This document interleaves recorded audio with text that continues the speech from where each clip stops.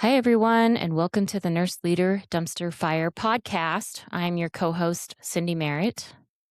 And I'm your co-host, Taresa Higby. We just want to welcome you to our podcast today, as we are both nurse leaders here to share our most challenging mistakes that we've encountered in our nurse leadership journey. Hopefully, sharing these mistakes will help you avoid these on your journey. We want to welcome all aspiring current and seasoned leaders, as we hope to bring honest, tangible, valuable tips, tricks, lessons, and maybe just some funny stories along the way, too. We need to note that while Teresa and I are both employees of the VA, that this podcast is not a reflection of or endorsed by the VA. This podcast endeavor is separate from our affiliation, and our stories will be adopted to protect the anonymity of the staff and colleagues we've interacted with, but we'll do the best of that we can to convey the gist of what happened and the take-home lessons. And we will, of course, be following any potential HIPAA. We will be not violating HIPAA laws. We will be protecting patient information. Sorry, that was really hard to roll off my tongue. Hey, you know what? It happens. So today we decided to do a little bit of a journal review for you guys. And so the first thing I wanted to talk about today was to let you know, if for those of you who haven't been watching what's going on in the nursing organization world, that the ANA actually just updated their code of ethics this last year for 2025, and has now included a whole new section about safety and well-being for the nurse. And so it has these 5 new bullet points that they've added to the ANA code of ethics, and they include personal health and safety, wholeness of character, integrity, professional competence, human flourishing, and that's it. But the first one, there's like a side bit here where it says personal health and safety. It says don't trade your own safety for the benefit of others, which we might get into a little bit later, but that's something that we tend to do a lot as nurses. Definitely. I have a thought on as we're sharing our ANA recommendations and code of ethics. How does our nursing code of ethics intertwine with hospital ethics and where you work and maybe physician ethics? Like it was making my brain jog a little. I'm like, I wonder how all that actually plays in. We don't have to answer the question now, but it's a good question just to think about. Yeah, I think of the ANA as sort of like when I've tried to go in and look at what does it say, some of it's very specific, but some of it's very like general and just almost like theoretical in some ways. And so it seems to me like the organization can interpret how they believe the ANA code of ethics translates, but they're there, I think, to be like reminders as to what our mission is, not just for your organization, but like as nurses, like what's the As mission of a nurse? individuals. Yeah. Mhm. Yeah, I agree. It made my brain kind of go. I also think that as part of that, it's really, as it is kind of vague or overarching, it can cover any umbrella of those things, including providers a little bit, right? Because it's just a Mhm. general code of ethics. So Yeah, anyways, and as I think we get further into healthcare, we're seeing a lot more emphasis on the multidisciplinary team and trying to level out those hierarchies. Like old historical nursing was like, do whatever the doctor says, and the doctor was like the god, and we just were their peons. Where now you're seeing nursing is coming up in the profession to try to be equals on the team and each have our specification of what we can focus on.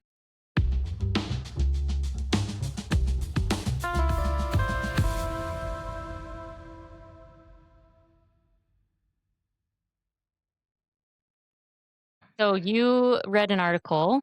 I What did. was the article about? So my article comes from the American Journal of Critical Care. It was actually published, I guess this is getting a little bit old, not quite, but it was March 2021. But what it was talking about is building moral resiliency through the Nurse Education and Support Team Initiative. So basically, this article went through trying to see if there's a way to support nurses when they've had difficult times. Mm. So they utilize their education team to help their staff during moral distressful times. Because what they said was moral resilience is defined as the capacity of a person to sustain, restore, or deepen their integrity in response to moral challenges. And that's a common theme you see in nursing as a Mhm. person. Your morals are yours, right? And not everybody's are going to line up. And sometimes healthcare doesn't align with your morals and your situations that you're placed in. And that's where you enter into the moral distress realm. And what does that feel like? What's interesting, sorry. Okay. Sorry, guys. There's dogs in this room with me. Sunshine, right? That was really alarming. Sorry, audience. Just so you know, I have dogs and they do whatever the fuck they want, apparently. Okay. So, anyway, what I was going to say though was what's interesting about the article you're talking about was that that was published in 2021, which was the second year into COVID. And most articles are a couple years behind, like when the actual research happened. And so that's very timely because I think we were all asking ourselves, like, how do we have resilience when everything feels so hard, especially in 2021? That's when Delta came out. And it was like the Mhm. whole, at first everyone was like, let's rally and we're going to show up and we're going to, make a difference. And then the political environment changed and all of a sudden healthcare workers were almost like villainized as to being part of this conspiracy that people thought was happening. And so we were having to both watch people die and defend ourselves against the public because they all of a sudden didn't trust us anymore. And Yeah. so the resilience, like the need for us to be resilient was even more so. So it just makes me wonder, like, at what time period were they gathering the data? Like, did they know that we were gonna be in that situation when they published it, you know? Yeah, exactly. I think there is a little bit of a discussion about the timeline, which maybe I can get into. But the other thing is like, does one of the things they identified also is strategies to help build moral resilience and Oh, yeah. what that Yeah, looks what did like. they say? So they have include fostering self-awareness and self-regulation, which is a really hard thing to do if you are not used to having to self-regulate, especially on the spot. I think as a nurse, you can shove your stuff down and move on, but self-regulation is different than shoving it down, Mhm. right? So, engaging with others and learning from experiences through transformational learning, which I thought was interesting because transformational leadership has also been a big buzzword. And that's something Yeah. that you and I have talked about. So, I thought that was pretty cool. So, what they did is they kind of explored the feelings that accompany the moral distress that people experience. And they kind of went through what that looks like. And they created a team to be available for staff and had at least one person available every day during the work week, and they called it the Nurse Education Support Team Coach. And they basically took this role and provided education, support, and just I guess education and support is really all they did because they Mhm. would talk about what their experience was and they would educate like why maybe it would be this way versus this way, kind of helping give that other perspective. Yeah, I wonder if it was more like, a little bit of a perspective changer, like, to take the focus away from feeling hopeless or powerless and to give you some like a tool. Right. That can be super helpful is to have a new tool to use, and education is a great platform for that. Yeah, it doesn't actually I don't see it looks like they implemented this back in 2017 to start. So this Oh, was wow. implemented a while back. The downfall of this study, of course, is that it's a one center Mm, discussion. So, but it is a mhm. 400-bed hospital and they employ over 630 intensive care and progressive care nurses. So they took this through 4 different ICUs and the progressive care unit. So there was quite a bit of beds in this situation. So what Yeah. they did was basically they just began recruiting people first and taught they had to go through a specific training in order to become a coach first. Mm, Because, right, if you're going to be the person teaching those things and whatnot, you have to be able to support the people, right?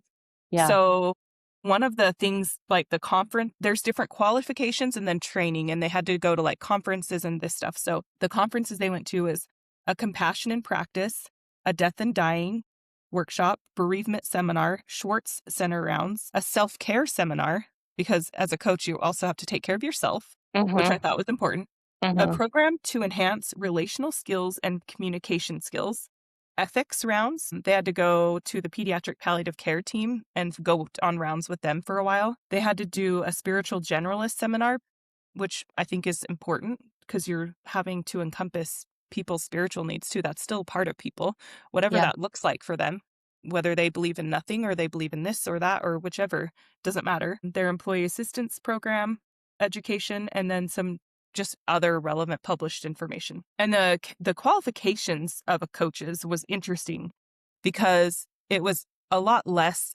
on like you have to have this, that, or the other, but it was more about the character of the person or emotional skill set of the person is maybe the other part. I would say maybe not character specifically, Those but are the skills that are hard to teach, right. and often we look for, I think, when we're hiring people, like, for the right character. I know we've talked about multiple times, we wanna hire people that bring the right energy and the right character to the unit because anyone can be trained in a skill or task, and so that, I think, makes sense. You're looking for someone to really change the culture of the area, Right. who can, I mean, that's an unofficial leader because they're not supervising, but they're trying to inspire the other staff to change perspective and learn new skills and challenge themselves in Eh, the way that they yeah, show up. including recognizing when something bothers you, right? Mhm. Like Yeah, I said, it's like instead of shoving it down like we're used to and just like, well, I got to take care of people, I'm just going to shut this down. yeah, It's like, oh no, I need to address that. That didn't feel great. And yeah. then regulating and letting them know, hey, I think I want to talk about this. So I thought that was interesting. In fact, the first thing on here is demonstrated past demonstration of leadership qualities, Mm. strong interpersonal and teamwork skills, experience as a nurse, obviously. They want you to be an active preceptor, have a degree, and then demonstrated skills of being available, supported, respected in the unit they work in, a vested interest in this program, approachable, a flexible schedule, non judgmental, trustworthy, good listener, engaging, and then experience in skills and group facilitation. This sounds like my perfect hiring matrix when I'm Right? doing a resume review. These It's are like, the skills that I'm looking for on your resume, AKA this tip for you guys who are out there. What do I put on my resume if I wanna go into leadership? All of those things that Teresa just said, put them on your yeah. resume. Yeah, put those things because that's what we're looking for. It's funny though, because some people will just see like, oh, they have 10 or 15 years of nursing experience. They're Yeah. probably really great. That's really hard to come by anymore. But Mhm. maybe 10 to 15 years, but maybe they lack emotional intelligence Oh, and they're yeah. really We've for hard to sure work with. seen some very experienced nurses who are very difficult to work with because their characters are, I don't know, rigid, they don't like change, they're know-it-alls, they're not team players. Like, just because you've been doing something for 15 years does not mean you're good at it. It means you've been able to perpetuate whatever the behavioral pattern that you've developed for 15 years. And that might be good or it might be bad. You just don't know. Yeah. Or it might be you can do the skills, but can you stick with your team through Yeah. the ups and downs? Or are you going to be part of the drama or the chaos that Yeah. Are stresses you going everybody to out? elevate your unit or are you going to be the toxic wormhole that sucks all the energy out of the whole team? Yeah, it's true. So, what they did with the Nest coaching is they kind of they had to obviously educate all the staff about it, right? Let them know it was available and started to get that out to all the staff. And they did. And basically, by the time they were done, they found that most people that utilized the coach at some point would have used it again, that they found it valuable and that they did feel like it helped support their experience moving forward. I would like to see a follow up to see what their turnover rates in the intensive care units are, if this impacted that in any way by reducing that distress they're experiencing. But Yeah. obviously, this is a little older. But that's basically it did work. They did have different ways of contacting. They did rounds every day on all the units that they were just to say hi, touch base with Mhm. people, make sure things are good. Because sometimes that's where you actually identify people. In fact, it said that that was the most common way they found people that needed support. You could call them by telephone, email, or just schedule, and then or referral from colleagues and or leaders that notice like, hey, I think someone's so and so struggling. I'd love you to come check in with Oh, them. yeah. Cool. And I don't with that one, with the referral, I wonder a little bit about did some of those fall into the rounds? Because if I was referred, if the person didn't know they were referred, I wouldn't want to just go up and say, hey, everyone knows you're struggling. That's Right. not going to get you in a good spot. So I was Yeah. wondering if that one might have been a little blended. Yeah. That's a good question. So, anywho, other than this being a one center study and not really repeated, I think it is still a good approach or an innovative approach to help Mhm. find ways to address these issues that we've seen, especially after COVID. And then basically just supporting the bedside physicians. It did say that they did do group meetings or interdisciplinary meetings with physicians occasionally. And so it was Mhm. just like, we're here to support anyone that needs help. Nice. So That's a good pretty way to cool. bridge the team. Yeah. Well, what's interesting is that a lot of the recommendations you just talked about are also very mirrored in one of the articles that I reviewed. So the one that I'm thinking of was called Violence in the Workplace Preparedness. Prevention, response, and recovery strategies for acute and critical care nurses. This was also from the Critical Care Nurse magazine journal, and this one was an integrative review, so I think that this really endorses the article you are talking about. This one reviewed 47 articles at the end. Like, they started out with probably like 80 or 90, and then they whittled it down, and this one's more focused on a specific type of something that's happening in the workforce right now, which is violence on healthcare workers. But they talk a lot of what they recommend in this article is very similar to what you just mentioned, specifically the ability to do self care, using the team, and very heavy on the debriefing afterwards and the rounding. So it's interesting because I think that behavior that we can model in leadership or in education, it sounds to me like that's becoming a core behavior for us to be able to be incorporating into our facilities. Yeah. How often did they identify that this violence was happening in like a hospital or a healthcare setting? So they said that workplace violence is now 4 times more likely to occur in a hospital setting than any other setting. So workplace violence, that's more than cops? Yep. Yes. Wow. That's crazy to think I about. know. Did I ever tell you the story about the cop that took over our behavioral response team at one of the hospitals I worked at once upon a time? No. So this officer he had retired from the force and wanted a different job, but still wanted to utilize the skills he developed over his lifetime, right? Mhm. So he comes in and he does an evaluation. He shadows some nurses, he does some stuff. His daughter's in nursing school, so he's curious, you know? And they're like, we need a way to de escalate patients and we need support for our staff because the way this is being handled is not working. He shadowed and he did this de-escalation training, which was really good de-escalation training, by the Mhm. way. But he said the same thing, and I just thought it was an opinion of one person, but hearing this, it sounds like he's like, Mhm. "I've never seen as much violence and abuse that I've seen just shadowing, and that was Yeah. only a few days. This is not an entire career. This is not this is a few days of me shadowing." And he's like, "I've Yep. never seen this much. You would never see this behavior as a cop. People do not act this way." Yeah, it's really interesting. I think that healthcare workers get this rap of being like, it's okay to be the punching bag. And so what I've been experiencing in my personal work area is a lot of violence happening from patients who are struggling with dementia behaviors. But this article, it barely touches about that. It talks about 4 different types of violence.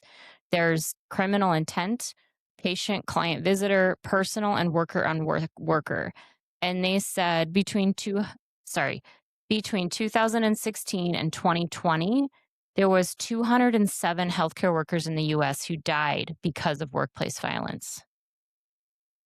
Whoa. And then their metrics said 8 out of 10 nurses have experienced workplace violence. and 80% of nurses do not feel safe in their workplace. And other themes was that nurses often excuse workplace violence, like what I'm talking about with dementia, like to medical conditions. So a lot of times we, as nurses, we just brush off the behavior because it's obviously like there's a scale where you start out with maybe verbal aggression and maybe name calling or just being short, but it can escalate to, damaging the physical location to actual physical assault and battery of healthcare workers. And I think it seems to me that we've been watching this trend happen and we're catching on now. Like we're starting to be like, wait a minute, this is not normal or okay. But we've been a little bit slow to respond in healthcare. And so now we're like, people are like, I don't have it in front of me, but we've talked about in the past that the nursing reports for like they do like the state trajectory reports to look at like how many nurses you need to sustain Population. your population and how many are retiring versus how many are coming into the workforce, and Mhm. it's dramatically lower. Like we have way more nurses retiring than we do new nurses coming into the workforce, and nurses at the front lines are having less and less desire to work inpatient where a lot of this violence is happening. This article said that most of the violent encounters happen in the ER or in psychiatric units. But I believe, which is one of the flaws of this article, and they do kind of talk about it. And I noticed when I was looking for information about workplace violence that there's not a lot of research for the inpatient wards. So it makes me wonder if we're actually under reporting or under capturing the incidents Oh, because I'm there's a sure. lot of information out there in for ERs and psychiatric unit violence, but there's not like this was in the Journal for Critical Care, which is meant for ICUs and step down units. And they even reported the majority of the articles they found were from ERs or from psychiatric units. And there's very little about inpatient units. Interesting. But some of the things that they said to do was they say three phases. The themes of the article has preparedness and prevention, response to the violence, and then the recovery after the violence. So the preparedness to me is like what you're talking about with that officer where he does de-escalation techniques. So really making sure that our staff feel prepared and their ability to de-escalate, which is a skill that I think you have to practice Mhm. to be good at. Something just popped in my head with that too. The other thing that happens a lot with staff and nurses is, and I've done this as a younger nurse as well, where a patient does or says something inappropriate. And in order to keep the day peaceful and Mhm. calm, I would Mhm. maybe ignore it and just Mhm. move on. As I became more experienced, I would say, hey, that's not appropriate, and just move on. Right. And I found setting that boundary earlier is Yeah. safer. And I think that's teaching newer nurses how to set those boundaries sooner rather Yeah. than having to have years of experience to know how to do that. Especially with the workforce being so young, with all of these baby boomer nurses that are retiring right now, I think that our younger Gen Z generation is going to need a lot of help with that. And they are, I think, at a even more disadvantage because this generation grew up with social media, which is different in how you communicate.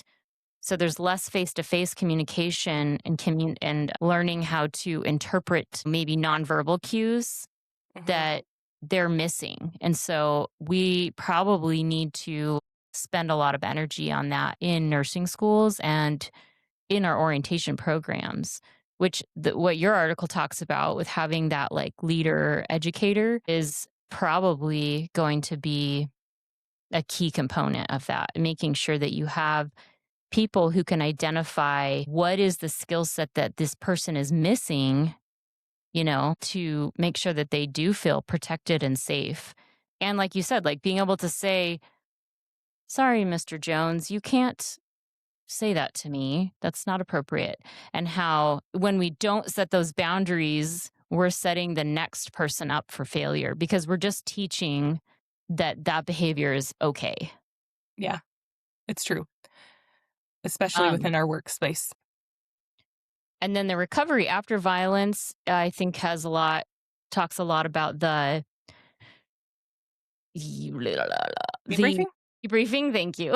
Mhm, um, which is really important. I think as we go through those things, for us to be able to maintain resilience, we have to be able to talk about those experiences and process them because otherwise we're just going to internalize that and potentially develop trauma responses, which is going to come back to kick us later. And it's going to make it more and more challenging to face those. yeah, agreed.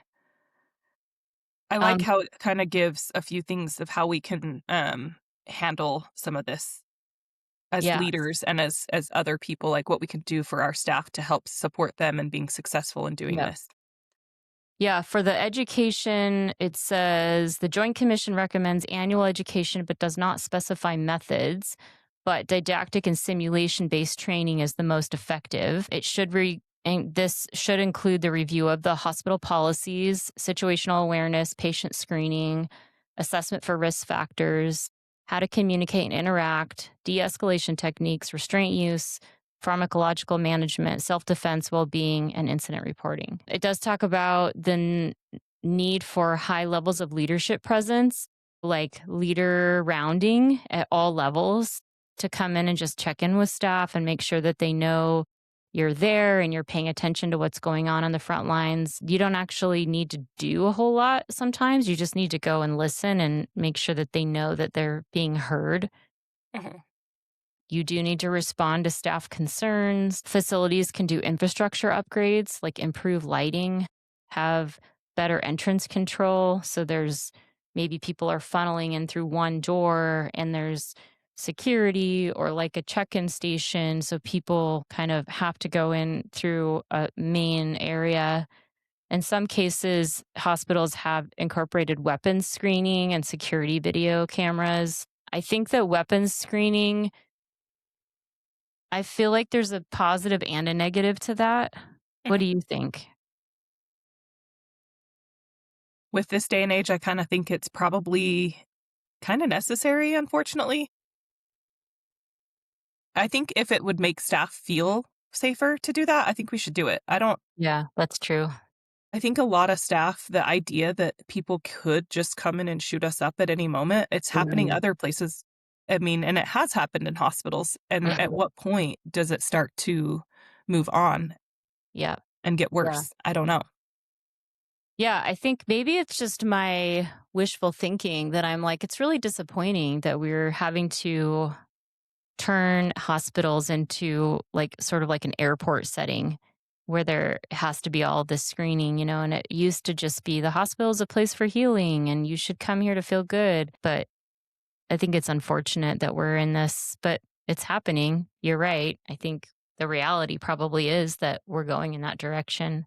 I'm really curious as to the fact that health issues are very stressful Mhm. and they're financially Mhm. stressful on the patients, right? There's finance, there's family dynamics, there's a lot of distress there and a lack of control by the family members and the patients. So I can see why people would freak out. I just don't understand how we got to this place that our response is to just go attack people. Yeah, right. I know it is an interesting psychological question that I don't have the answer for. I don't think a lot of Um, us do. Other than like if you just look at, I mean, think about like chickens. When you put a bunch of chickens in one house and you put too many of them in there, they peck each other's eyes out. So, I mean, are we just a bunch of chickens and we have too many people together? And so now we're pecking each other's eyes out? That is the funniest analogy. But it's kind of what it feels like is happening. Like our population is getting so big. And because this is happening in the very high metropolitan areas, Mhm. some of the biggest hospitals with the biggest populations with, a huge array of income and types of people, different backgrounds. and you put them all together and there's a whole bunch of them, yeah, they're going to lash out. And yet, like you said, that's the stress of what's going to happen to my loved one. How am I going to pay for this medical bill? Mhm. How am I going to pay my bills after this? Yeah, I guess there's a lot of reasons for the why, but that's not necessarily what this article is talking about. It's true. We we digress. Yes.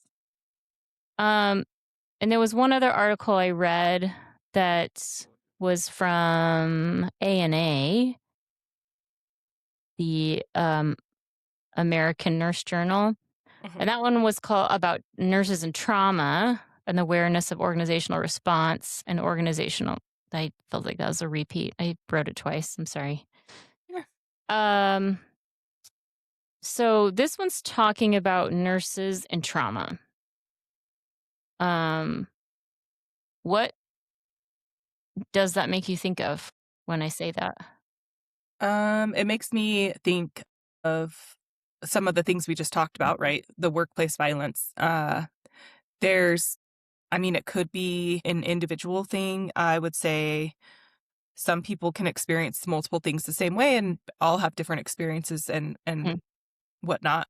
And that's probably based off whatever their previous history was also, right? The other thing I was thinking when they say trauma is like just watching hard things happen all the time at work. Like I don't know if people recognize how distressful being a nurse and watching people go through different really hard experiences. It's a really big gift to be mhm. there and to experience that with people. I would say being a nurse has taught me that my life really isn't that hard sometimes. Not to diminish my experiences, but also everyone has a story. For sure. Yeah, well, you, I think, nailed it because they talked about how the exposure can come from direct experience. It can come from witnessing an event in person. It can be learning that the event happened to a loved one or repeated exposure to the details of an event. So, a high risk population is nurses who work in hospital settings that, like, for example, a sexual assault examiner who's always going and like seeing the person right after a sexual violence occurrence, they are very high have a high likelihood of developing trauma just from being so close to hearing those things. There's historical trauma, cross generational trauma, collective trauma. That would be like COVID-19. We have a collective trauma from COVID-19 or from 9/11 or, Hurricane Katrina or any of those natural disasters that a large community has gone through. But it also does include childhood trauma. So it's interesting. This kind of makes me wonder, which we've talked about this a little bit. I think that nurses, anecdotally, many have had histories of trauma. And that may be one of the reasons that we come into healthcare is because we want to do better and we want to help other people when we didn't feel like we had help ourselves. And that very nature can either make you a better nurse and it can help you heal because you are giving back, or it can compound the trauma that you're experiencing in healthcare and make you have more problems. So this is one of those perspective and like how the person's internal ability to self-regulate, like you were talking about in your article, and like how their ability to have emotional intelligence plays into it. But for leaders, they kind of talked a lot about the symptoms that you might see. You might see alterations in arousal, angry outbursts, irritability, self-destructive behaviors, avoidance, mood changes, concentration issues, feelings of guilt, feelings of detachment, forgetfulness. So I think as leaders, we kind of have talked about this before, but there's like this delicate balance when you have a staff member who has probably experienced trauma and you know why they might be behaving in an inappropriate way, but you also as the leader have to hold them accountable and weigh the need of that individual with the need of the unit or the organization. And I personally Yeah. have found Yeah, myself really that's a struggling tricky one. with how to move forward when I might experience a lot of guilt if I'm having to hold someone accountable because I understand why they're behaving that way. But if I Right. don't do anything, Unfortunately, we can't fix that though. yep.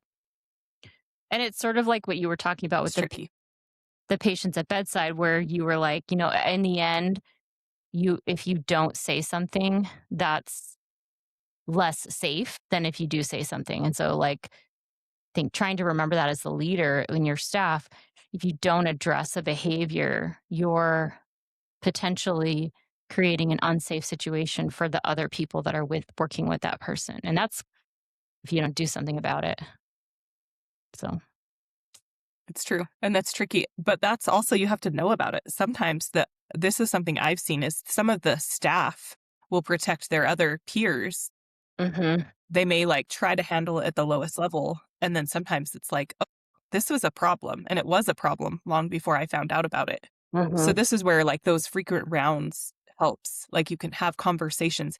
If you are someone that is easily to approach as a leader, maybe people will share some of this or be like, hey, I don't know, as a manager or higher level, depending on what comfort people have, being that person can help mhm. with getting this information sooner.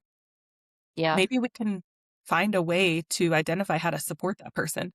I had yeah. an employee come over to my department from a critical care area recently. And I actually, one of the number one requests I made when I hired this person, I knew they were dealing with some things.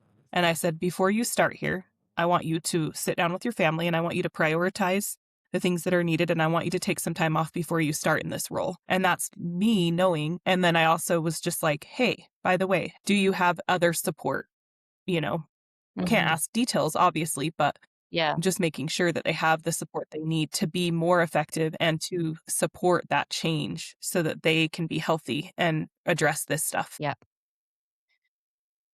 Some of the things So, that this article recommended for improvements in how to help staff grow and heal was very heavily weighted on using shared governance models.